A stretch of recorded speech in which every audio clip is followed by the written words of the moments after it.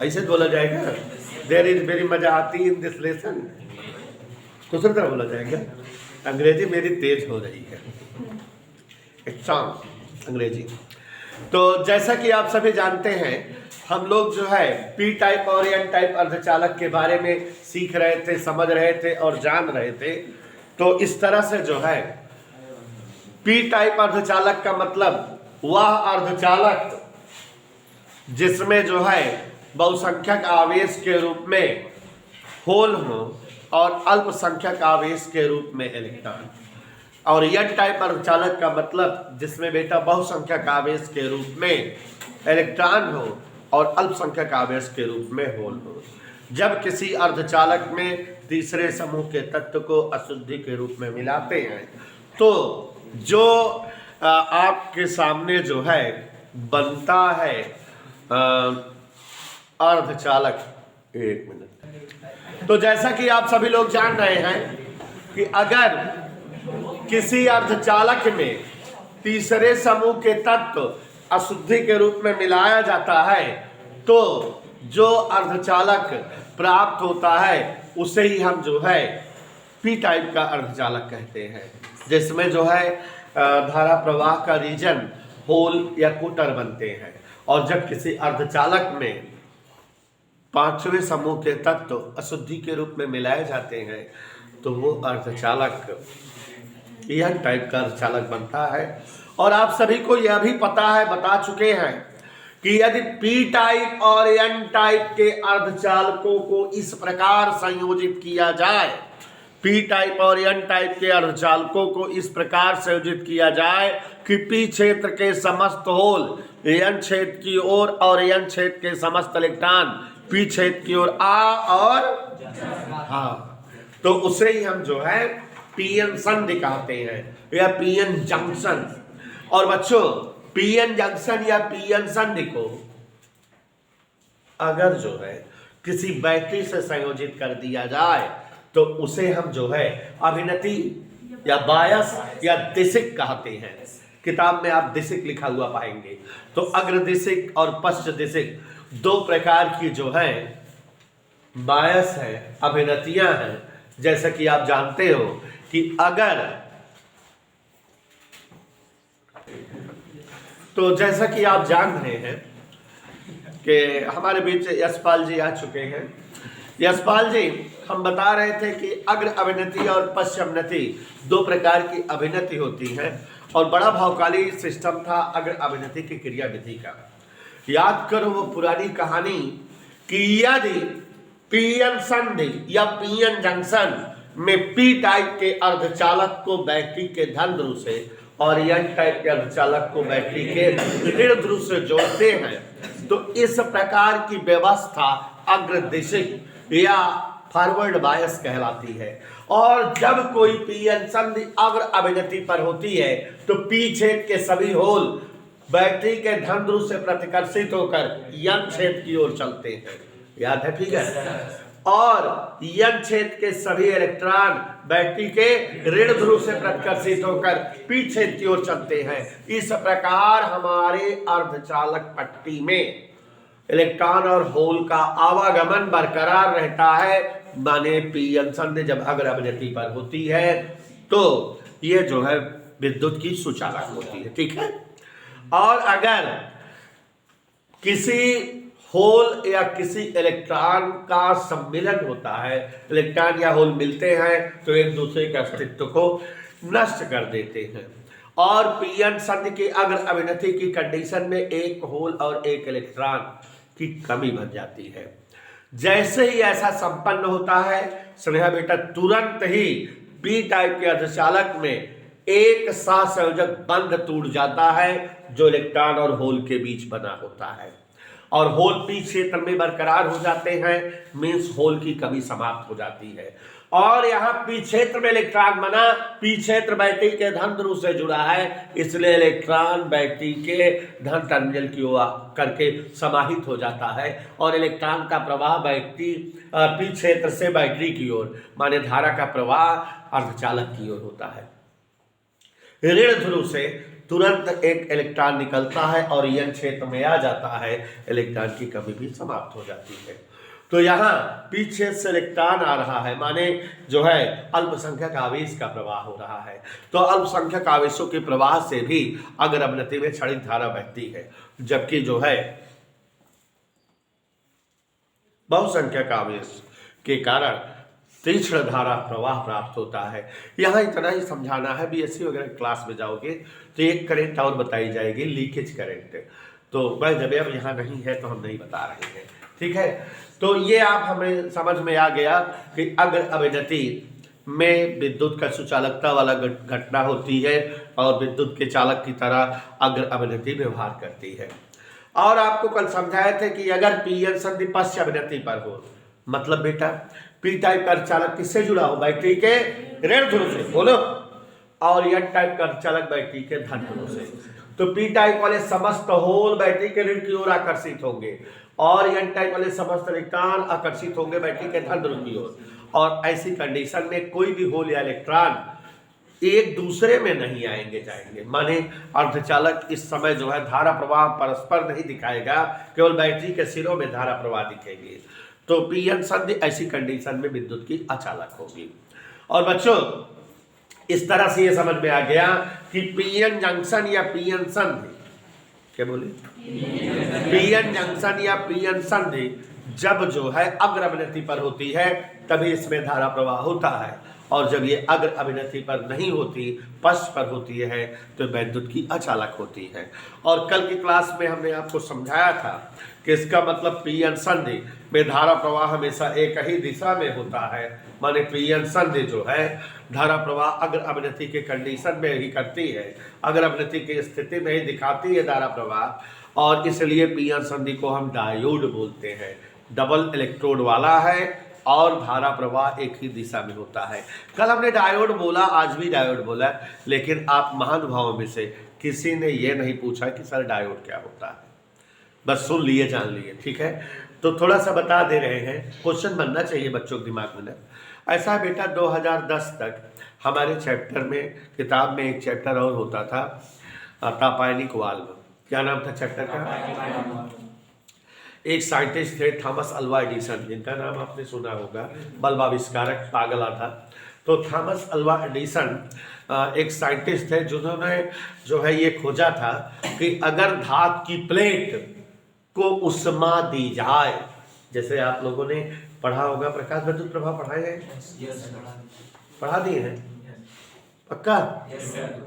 तो प्रकाश विद्युत प्रभाव आपने पढ़ा है, तो वैसे ही यहाँ पर ध्यान दीजिए कि उसी तरह की घटना है कि एडिसन ने देखा था कि अगर किसी धातु की प्लेट को उष्मा दी जाए, गर्म करते रहे, तो कुछ देर उपरांत उस धातु की प्लेट से इलेक्ट्रॉन उत्सर्जित होने लगते हैं। उष्मा पाकर धातु की प्लेट से इलेक्ट्रॉन का उत्सर्जित होना तापायनिक उत्सर्जन या एडिसन प्रभाव कहलाता है।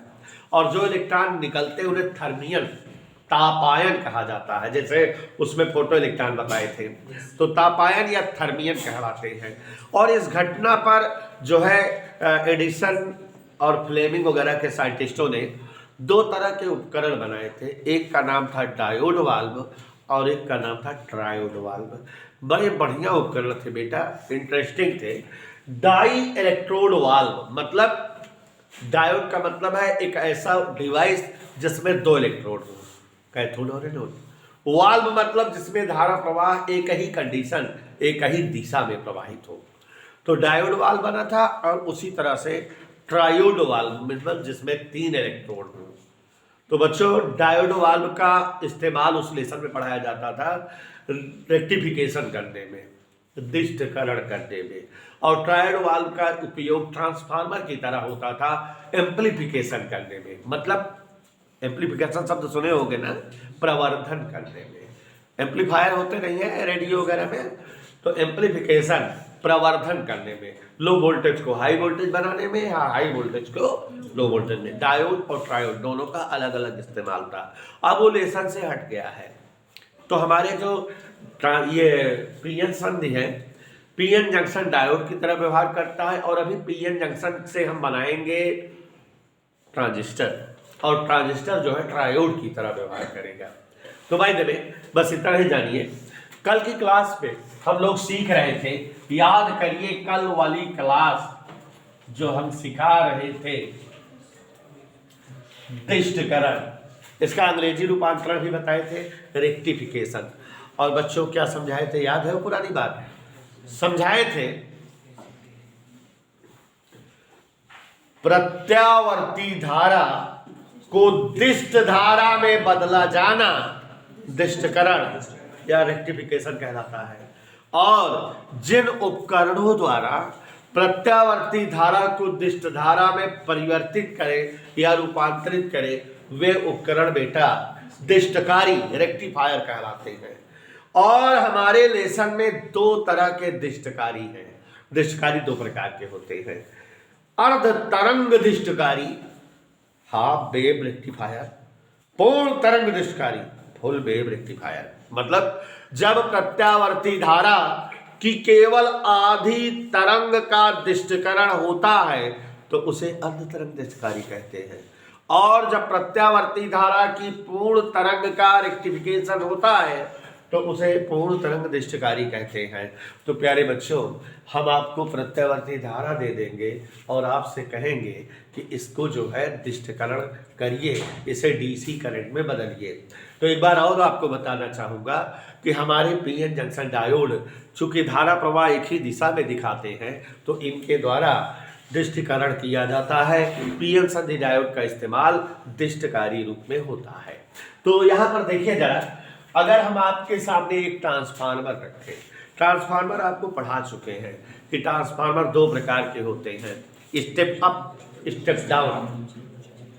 नहीं याद है आपको? ऊंचाई अपचाई, लो वोल्टेज हाई वोल्टेज बदलने वाले और हाई वोल्टेज को।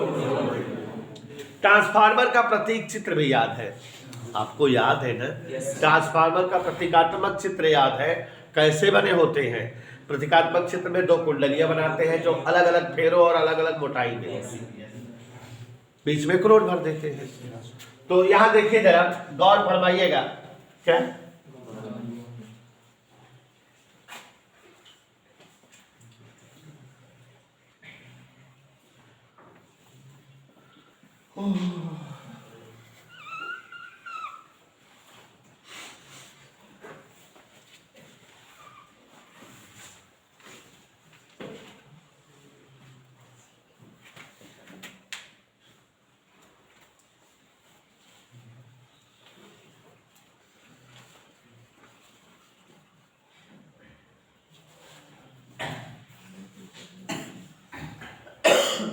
कुंडली A B C D. A B कुंडली मोटे तार की कम फेरों में, सी डी कुंडली पतले तार की अधिक फेरों में, मतलब ऊंचाई ट्रांसफार्मर। यहां बीच में क्या है? क्रोड। कौन सा क्रोड? पटलित क्रोड। हम कहे भूल गए होगे आप लोग, अब जो पढ़ा दिए उसको पढ़ो। पटलित क्रोड, ये पटलित क्रोड है, ठीक है। तो यहां बेटा ये ट्रांसफार्मर की प्राथमिक कुंडली है और द्वितीयक कुंडली है। अब बेटा प्राथमिक कुंडली से हम एक जो है ऐसे जोड़ दे रहे हैं, इसको कहते हैं प्रत्यावर्ती धारा स्रोत, माने प्रत्यावर्ती वोल्टेज आएगा। यहां बेटा एक रेजिस्टेंस है इनपुट, जब धारा इससे होकर गुजरेगी तो इसके सिरों पर वोल्टता प्राप्त होगी, और ये जो वोल्टता प्राप्त होगी ये इनपुट प्रतिरोध है RI, और इसके सिरों की जो वोल्टता मिलेगी उसको हम VI इनपुट वोल्टता, और ऐसे जो है धारा प्रवाह होगा। यहाँ इस वोल्टता को हम जो है दिखा दे रहे हैं।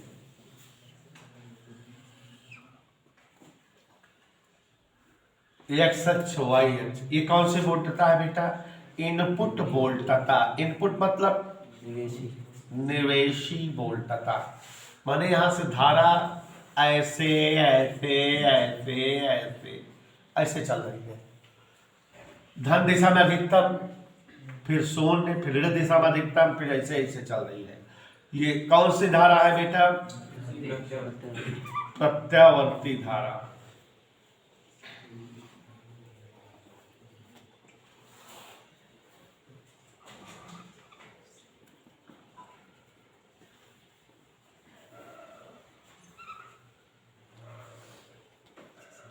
धीरे कम होती जाती वोल्टता, घटती जा रही ना?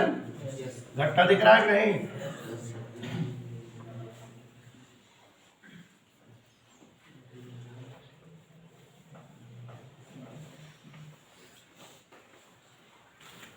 तो प्यारे बच्चों, ये आपके सामने जो है हमने बनाने का प्रयास किया है। इनपुट स्रोत एक बना हुआ है, ध्यान से देखिएगा सभी लोग।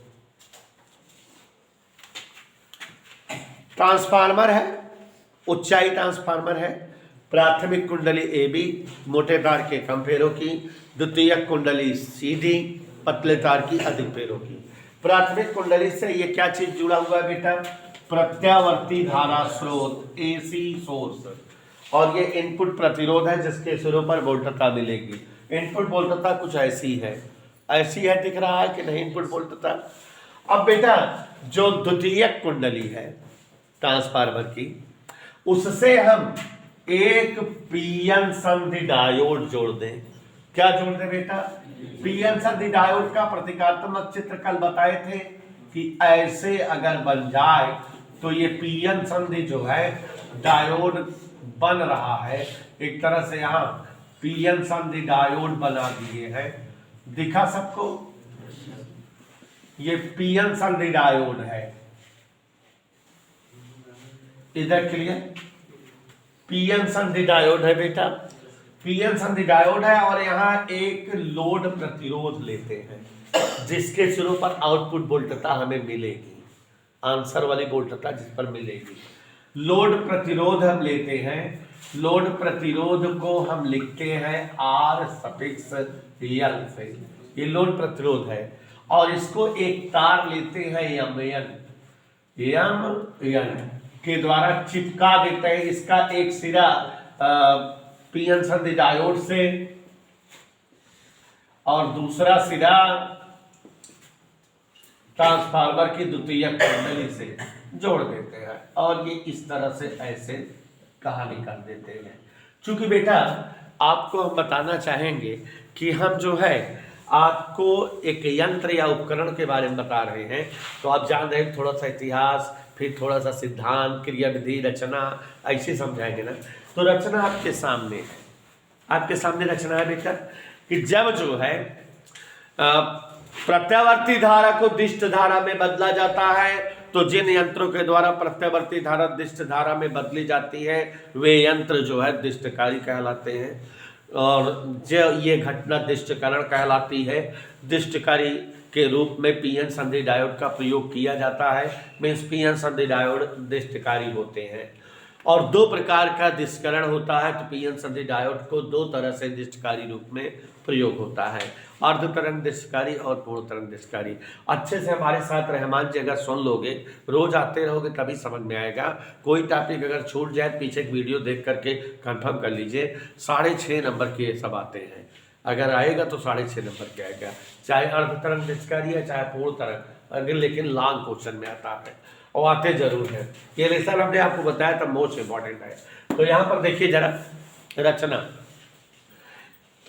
अर्ध तरंग दिष्टकारी में एक जो है ऊंचाई ट्रांसफार्मर होता है जिसकी प्राथमिक कुंडली AB से एक प्रत्यावर्ती धारा स्रोत और एक इनपुट वोल्टेज जुड़ा होता है, जबकि द्वितीयक कुंडली जो कि पतले तार की अधिक पैरों वाली होती है से एक पीएन संधि डायोड C सिरे से जुड़ा होता है और एक लोड प्रतिरोध MN पीएन संधि डायोड और जो है द्वितीयक कुंडली के बीच टेप से चिपकाया गया रहता है।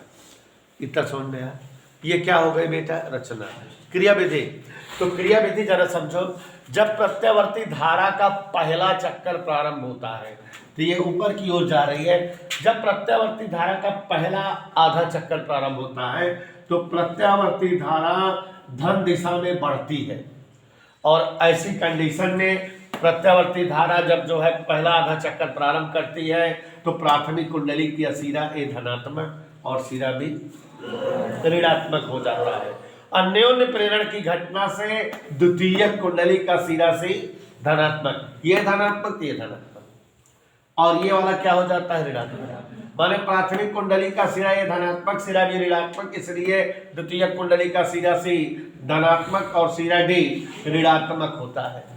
और जब ये सिरा सी धनात्मक होता है तो पीएन संधि जंक्शन डायोड में पी टाइप वाला बैटरी के धन ध्रुव से जुड़ा दिख रहा है, तो इसका मतलब ये जो है अग्र अभिनति पर आ जाता है। और जब पीएन संधि अग्र अभिनति पर होता है तो विद्युत का सुचालक होता है, इससे धारा प्रवाह होगा।